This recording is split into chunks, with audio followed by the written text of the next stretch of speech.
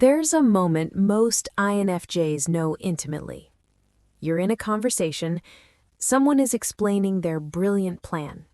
You already see how it ends, but you don't say anything. You tilt your head slightly. You nod.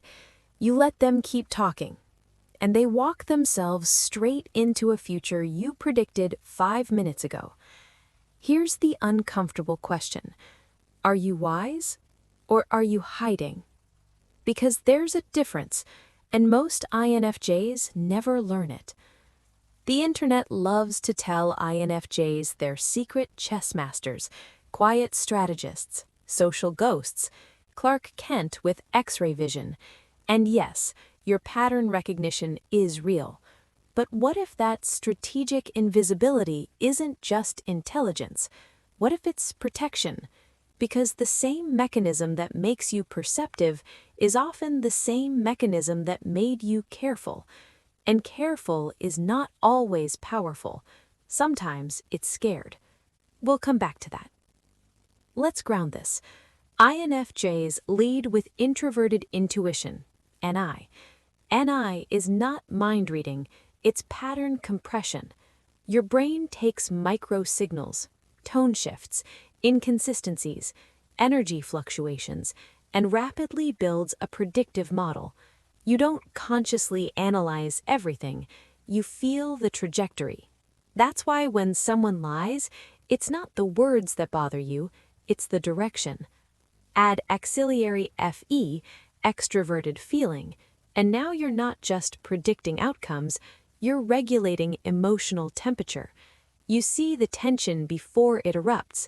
You feel the insecurity under someone's arrogance. You sense who will turn on who long before it happens. So what do? You adapt. You soften. You ask innocent questions. You let people underestimate you.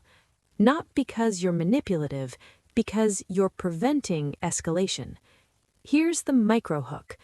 But the more you prevent escalation, the more invisible you become. At first, it feels strategic. Let them talk. Let them reveal themselves. Let them think they're leading. You're gathering data. But something subtle starts happening. You stop correcting misinformation about you. You stop clarifying your intelligence. You stop asserting your needs. You tell yourself, I'm playing the long game.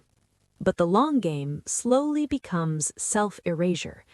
And here's the part no one says out loud. Strategic invisibility can become an addiction. Because being underestimated is safe. If people don't see your full depth, they can't attack it. If they don't realize how perceptive you are, they won't feel threatened. If they don't know your real standards, they won't challenge them.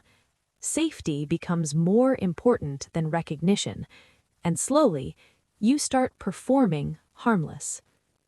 Imagine this. You're in a meeting. Someone presents your idea as theirs.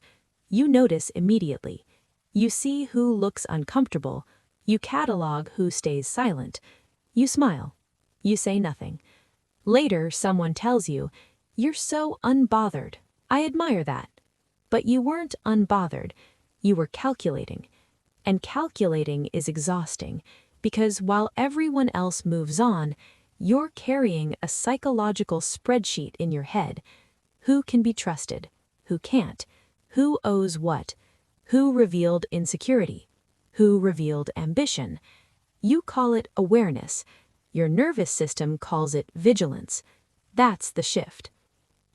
Here's the distinction most INFJs never make. True power is choosing when to reveal. Protection is fearing what happens if you do.